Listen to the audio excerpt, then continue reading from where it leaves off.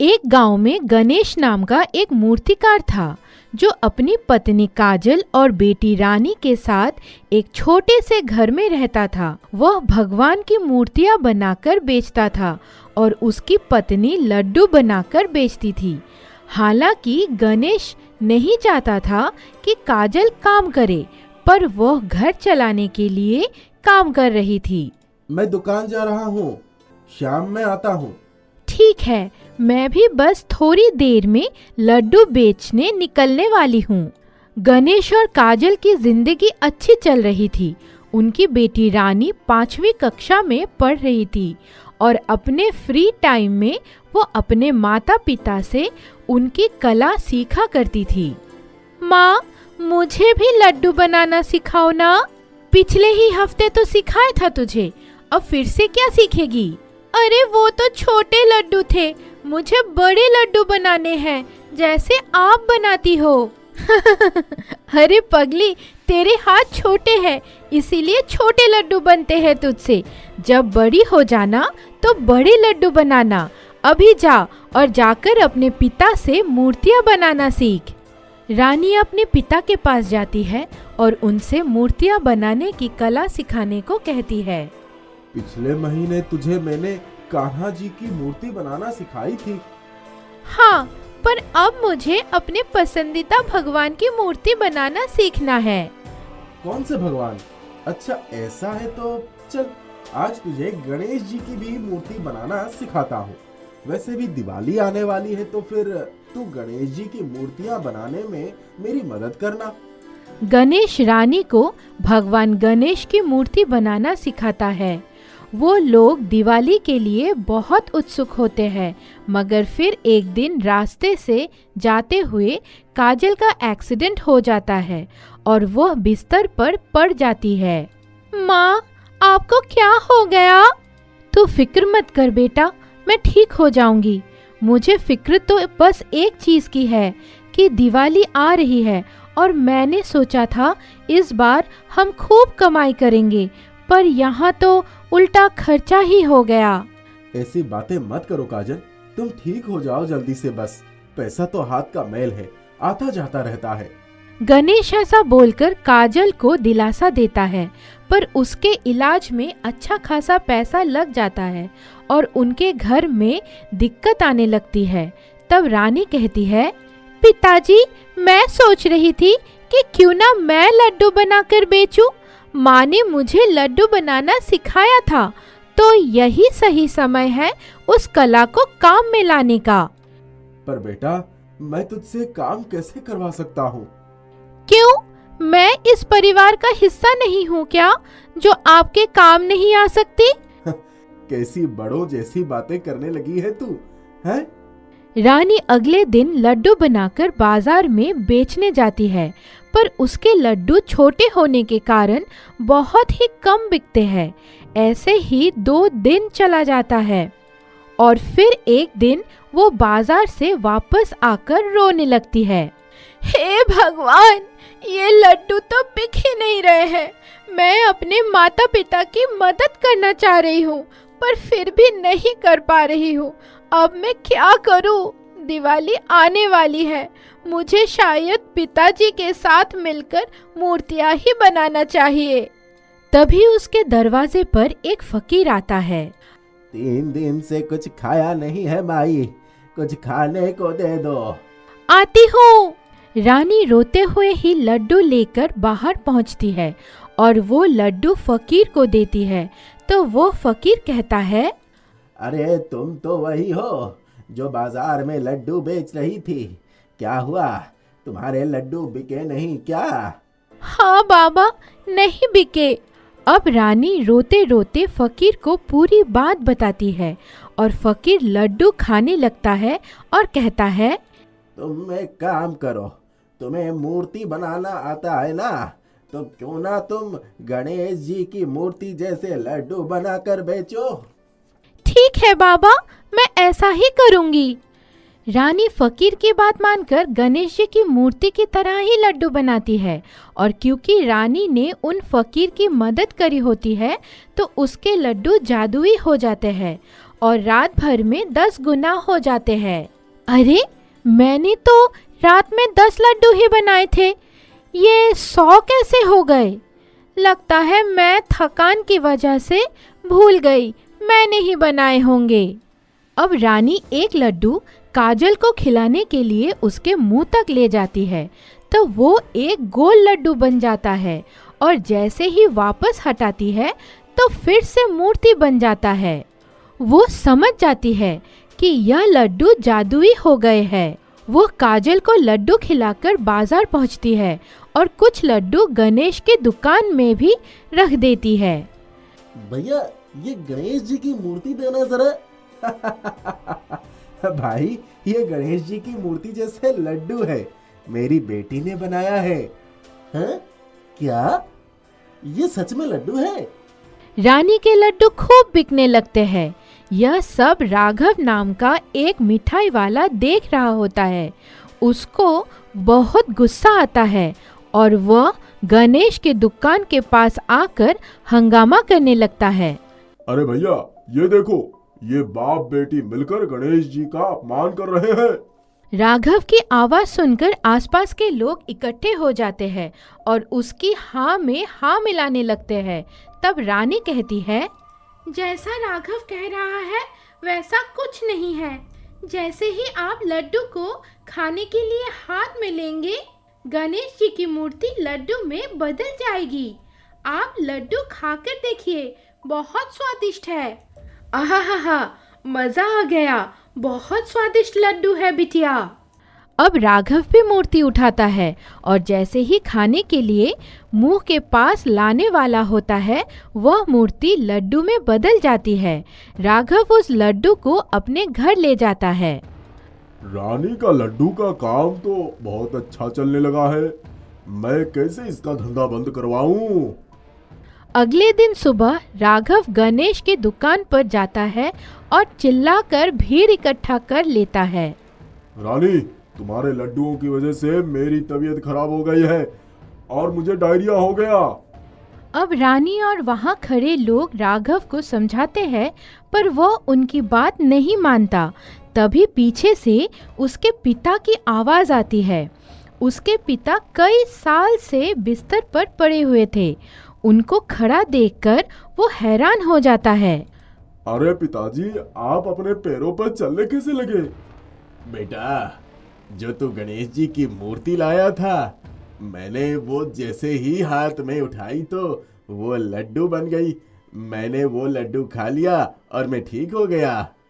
अब राघव को अपनी गलती का एहसास होता है और वह रानी और गणेश से कहता है, भैया गणेश और रानी बिटिया, मुझे माफ कर दो, मुझसे बहुत बड़ी भूल हो गई। गणेश और रानी राघव को माफ कर देते हैं। अब पूरे गांव में रानी के बनाए हुए गणेश लड्डू प्रसिद्ध हो जाते हैं और उसका बिजनेस अच्छा चलने लगता है। काजल भी लड्डू खाने से ठीक हो चुकी थी और अब उनका परिवार खुशी खुशी दिवाली मनाता है। रामनाथ बहुत ही सरल जिंदगी व्यतीत कर रहा था। कुछ गाय थी और एक छोटी सी खेत। रामनाथ सुबह सुबह गाय का दूध निकालकर बेचने चला जाता था। दूध बेचकर आने के बाद वो खेत पर काम करने चला जाता था। रामनाथ की शादी कुछ महीने पहले ही हुई थी। रामनाथ की पत्नी नैना आचार पापड़ बनाया करती थी। गांव वाले नैना के पास से ही आचार पापड़ खरीदा करते थे। नैना, मैं खेत पर जा रहा हूँ, तुम गायों को पानी पिला देना। जी ठीक है, आप निश्चिंत होकर जाइए, मैं यहाँ सब संभाल लूंगी। रामनाथ की सोच थी कि भले ही पैसा थोड़ा ही कमाओ, लेकिन मेहनत और ईमानदारी से ही कमाओ। रामनाथ का एक दोस्त था जतीन। वो शहर में रहकर काम करता था, मगर कुछ दिनों की छुट्टी में वो गांव आया था। अरे भाई रामनाथ, क्या हाल है? सब सही चल रहा है? हाँ भाई, सब भगवान की कृपा है, सब सही से चल रहा है। अच्छा है, मेरी छुट्टी थी तो सोचा गांव घूमने आ जाओ। हाँ भाई, सही किया। मुझे तो आज भी याद है कैसे हम दोनों हर रोज सुबह शाम चाय पीने साथ जाते थे। सही कहा, वो सब तो पुराने दिन हो गए। उस वक्त तक तो ना मेरी शादी हुई थी और ना ही तेरी। चल कोई बात नहीं, इधर कुछ दिनों के लिए आया हूँ ना, चलेंगे चाय पीने। जतिन सुबह सुबह रामनाथ की खेती पर आ जाता था और रामनाथ से बातें किया करता था। भाई एक बात बोलूं? हाँ बोलना। तू अपनी जिंदगी में कितना खुश है, किसी बात की तुझे चिंता नहीं। ऐसी ही जिंदगी होनी चाहिए भाई। भाई तू भी तो शहर में काम कर रहा है, वहां तो तू अच्छे पैसे कमा रहा होगा। नहीं यार, ऐसी बात नहीं है। जानता है, मुझे तो लगता है तू यहाँ रहकर मुझसे ज्यादा ही कमा लेता होगा। छोड़ भाई, इन सब बातों में क्या रखा है, चल घूमने चलते हैं। रामनाथ घर वापस आता है। सुनिए, कल सुबह दूध देने जाइएगा तो ये अचार और पापड़ भी दे दीजिएगा। हाँ ठीक है। कुछ लोग और बढ़ गए हैं अचार पापड़ के लिए। चलो ये तो अच्छी बात है, सभी ने पैसे दे दिए हैं। हाँ हाँ, कल ही मिल गए थे। आप बैंक जाकर इसे जमा कर दीजिएगा। अगले दिन लोगों को दूध और अचार पापड़ देने के बाद रामनाथ पैसे बैंक में जमा करने जा रहा था कि तभी रास्ते में जतिन मिलता है। भाई कहाँ जा रहा है? अरे नैना को अचार पापड़ के पैसे मिले हैं, बस वहीं बैंक में जमा करने जा रहा हूँ। वाह भाई, सही है तेरा तो। भाभी जी भी कमाती है। चल ठीक है, मिलते हैं शाम में। कुछ दिनों बाद जतिन वापस शहर आ जाता है। इधर रामनाथ अपने काम में लग जाता है, मगर कुछ ही महीनों बाद जतिन वापस गांव आता है, क्योंकि अब उसके पास शहर में कोई काम नहीं था। जतिन गांव आकर यही कुछ काम करने का सोचने लगता है। देखना भाई, अचानक क्या हो गया। अब तो मेरे पास कोई काम नहीं, थोड़े बहुत पैसे बचाकर रखा हुआ हूँ। सोच रहा हूँ इससे ही कुछ काम यहीं शुरू कर देता हूँ। हाँ भाई, ये ठीक रहेगा। जतिन गांव में ही कुछ नया काम करने के लिए शुरुआत तो करता है, मगर उसका कोई भी काम सही से नहीं चल रहा था। मैं कितना परेशान रहता हूँ काम को लेकर, लेकिन रामनाथ तो छोटे मोटे काम करके भी कितना खुश रहता है और पैसे भी अच्छे कमा लेता है। सब अपना अपना नसीब है। जतिन अक्सर रामनाथ से मुलाकात किया करता था और घंटों बातें भी किया करता था। एक दिन अचानक एक आदमी रामनाथ के घर आता है। आप कौन? आपको क्या काम है? मैं सेठ जी का आदमी हूँ। उन्होंने कहा है उन्हें तुम्हारी जमीन चाहिए। मेरी जमीन? मगर क्यों? अब से सेठ जी का काम वहाँ होगा और उसके बदले वो थोड़ा अनाज तुम्हें दे देंगे। कल से ही वहाँ काम शुरू हो जाएगा। अरे मगर मेरे पास तो वही है जिसके सहारे मैं थोड़े पैसे कमाता हूँ। अब मैं क्या करूँगा? वो सब हमें नहीं पता। रामनाथ बहुत दुखी हो जाता है। पता नहीं ये अमीर लोग खुद को क्या समझते हैं। मतलब हमारी जिंदगी नहीं है क्या? सब इन लोगों का ही है। अरे ये लोग चाहते हैं सभी इनसे नीचे ही रहे, किसी को आगे बढ़ता देख ही नहीं सकते हैं। रामनाथ गाय का दूध बेचने लगता है और नैना अपने अचार पापड़ का काम जारी रखती है। तभी एक दिन वापस से वही आदमी रामनाथ के घर आता है। अब क्या हुआ? अब क्या सोचते हो आप लोग? सुनो, ज्यादा जबान चलाने की कोशिश मत करना। सेठ जी को तुम्हारे गाय चाहिए। क्या? अब उन्हें मेरी गाय भी चाहिए? हाँ, तुम्हारी गाय लेकर जा रहा हूँ। और हाँ, तुम लोगों के जरूरत के अनुसार हर रोज दूध मिल जाएगा। रामनाथ की गाय भी चली जाती है। हे भगवान, ये कौन सी परीक्षा ले रहे हैं आप हमसे? एक आखिरी सहारा था, वो भी छीन गया। ये बहुत गलत कर रहे हैं सेठ जी। क्या बोलूं नैना, मुझे तो कुछ समझ में नहीं आ रहा है। अचानक ये सब क्या हो रहा है? सुनिए, आप चिंता मत कीजिए। हम कुछ ऐसा काम करते हैं जो हमसे कोई छीन ना सके। वैसे भी अचार पापड़ के ऑर्डर भी नहीं आ रहे हैं, हमें कुछ और करना चाहिए। मतलब मैं समझा नहीं। हम रगड़ा चाट बनाकर बेचते हैं और वो हमसे कोई भी नहीं छीन पाएगा। हाँ, तुम सही कह रही हो, यही करते हैं। अगले ही दिन से रामनाथ और नैना रगड़ा चाट का ठेला लगा देते हैं। लोग रगड़ा चाट खाने आने लगते हैं। वाह, ये रगड़ा चाट तो बहुत स्वादिष्ट है। एक काम कीजिए, अब यही काम जारी रखिए। रामनाथ का ये काम भी चलने लगता है।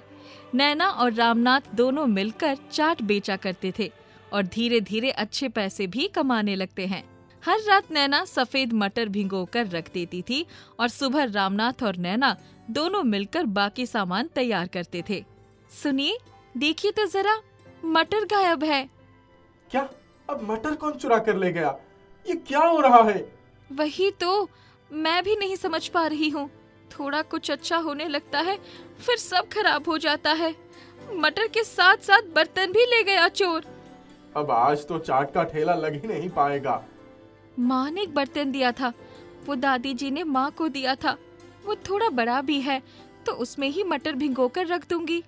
ठीक है, और आज रात में ध्यान रखूंगा कोई चोरी ना हो। रामनाथ पूरी रात मटर की रखवाली करता है। अगली सुबह दोनों वापस से रगड़ा चाट का ठेला लगा देते हैं। अरे नैना, मटर तो खत्म हो गए, लेकिन ग्राहक तो अभी भी बहुत आ रहे हैं।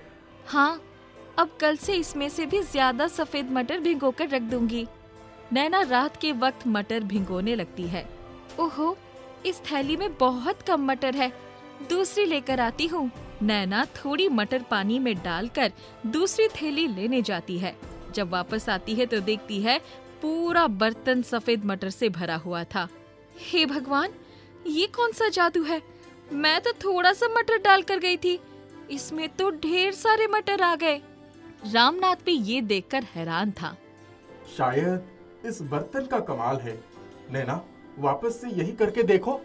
नैना सारे मटर निकाल लेती है और वापस से थोड़ा सा मटर बर्तन में डालती है। तुरंत पूरा बर्तन मटर से भर जाता है। चलो नैना, चाट का ठेला लगाते हैं। आज रगड़ा चाट का स्वाद थोड़ा अलग ही था। जितने भी ग्राहक आ रहे थे, सभी चाट की बड़ाई कर रहे थे।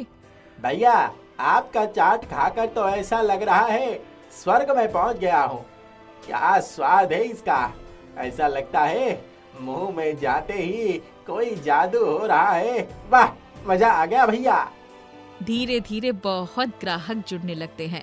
रामनाथ और नैना के मटर के पैसे बच जाते थे, क्योंकि उस बर्तन में थोड़ा मटर डालते ही ढेर सारे मटर मिल जाया करते थे।